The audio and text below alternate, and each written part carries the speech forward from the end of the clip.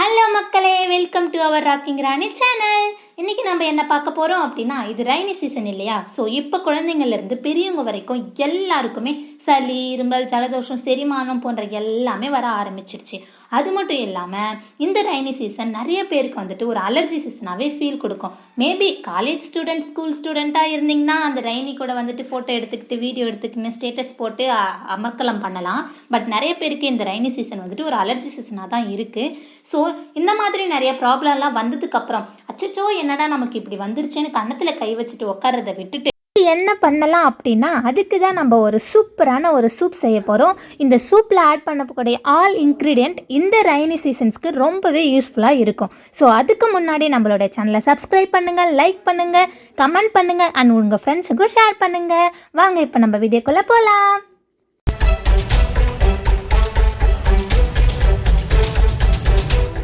நம்ம இப்போ first எடுத்துக்கக்கூடிய ingredient என்னென்னா துளசி. ஸோ வாங்க செடியிலேருந்து அப்படியே ஃப்ரெஷ்ஷாக அழகாக பறித்து எடுத்துக்கலாம். மழை துளிலாம் பெஞ்சு செம்மையாக அப்படியே ஃப்ரெஷ்ஷாக இருக்குது.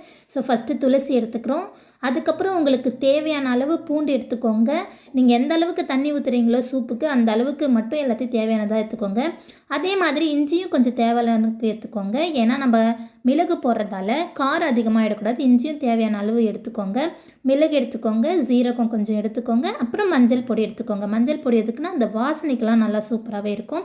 இது வந்துட்டு பாலுன்னு நினச்சிக்காதீங்க, இது வந்துட்டு கார்ன்ஃப்ளவர் மாவு. ஸோ இதை வந்துட்டு நம்ம ஊற்றும் போது கொஞ்சம் திக்னஸ் கொடுக்கும். அதனால் இது எல்லாத்தையும் வந்துட்டு போட்டுக்கோங்க.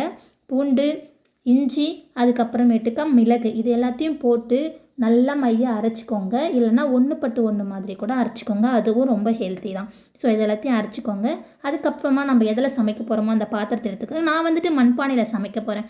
ஏன்னா என்ன தான் ஹை குவாலிட்டி பாத்திரமாக இருந்தாலும் மண்பானையில் சமைக்கிற மாதிரி வராது இல்லையா? ஸோ மண்பானையில் எடுத்துக்கிறேன். அதுக்கப்புறமேட்டு பார்த்திங்கன்னா உங்களுக்கு தேவையான அளவு தண்ணி ஊற்றிக்கோங்க. இப்போ எங்கள் வீட்டில் நாங்கள் 2 பேருன்றதால கொஞ்சமாக ஊற்றிக்கிறோம். அதுக்கப்புறம் யாருனா வந்தாங்க அப்படின்னா நாங்கள் அவங்களுக்கு கொஞ்சம் கொடுப்போம். ஸோ அதனால் இன்னும் கொஞ்சோண்டு தண்ணி ஊற்றிக்கிறேன். உங்கள் வீட்டில் எவ்வளோ தேவையான அளவு வேணுமோ அந்த அளவுக்கு நீங்கள் வந்துட்டு தண்ணி கொஞ்சம் ஊற்றிக்கோங்க. ஊற்றிட்டு நம்ம அரைச்சி வச்ச இன்க்ரீடியண்ட்டை வந்துட்டு தண்ணி நல்லா ஹீட் ஆனதுக்கப்புறம் போட்டிங்க அப்படின்னா அது நல்லாவே வந்துட்டு கொதி வர ஆரம்பிக்கும் போது சூப்பரான ஒரு வாசனையாக இருக்கும். வெயிட் பண்ணி பார்க்க தானே போகிறீங்க. ஸோ கொதிக்கும் போது இந்த இன்க்ரீடியண்ட்டை போடுங்க. அதுக்கப்புறம் மஞ்சத்தூளை கொஞ்சமாக ஆட் பண்ணுங்கள். இது நல்ல கலரும் கொடுக்கும். அது மட்டும் இல்லாமல் நமக்கு ஒரு நல்ல ஸ்மெல் வந்துட்டு சூப்பராக இருக்கும். நீங்கள் மஞ்சத்தூள் போட்ட உடனே வீடே மணக்கிற அளவுக்கு ஒரு ஸ்மெல் சூப்பராக வரும். இது நல்லா வந்துட்டு நீங்கள் மஞ்சத்தூள்லாம் கரையிற மாதிரி கலக்கி விட்டுக்கோங்க நல்லா.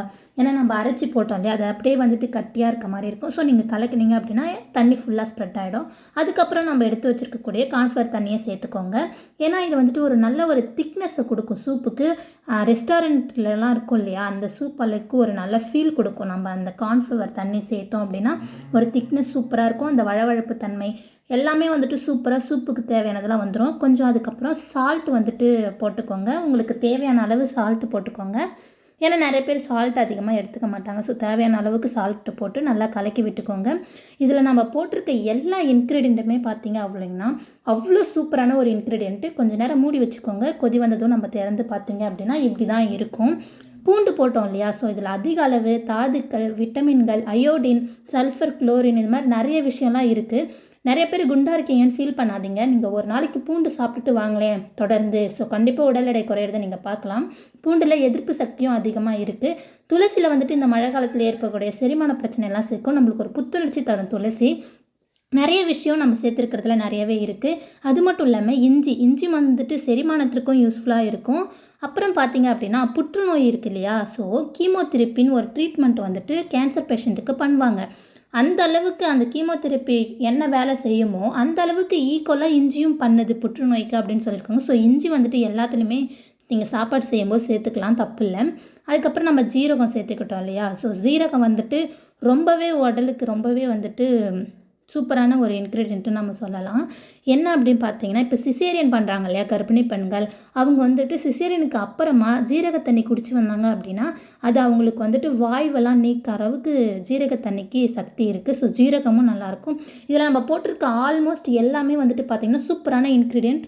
இந்த மழை காலத்துக்கு உங்களுக்கு என்ன வந்தாலும் இந்த மாதிரி ஒரு சூப் வச்சு குடிச்சு பாருங்களேன், செம்மையான ஒரு ஃபீலாக இருக்கும்.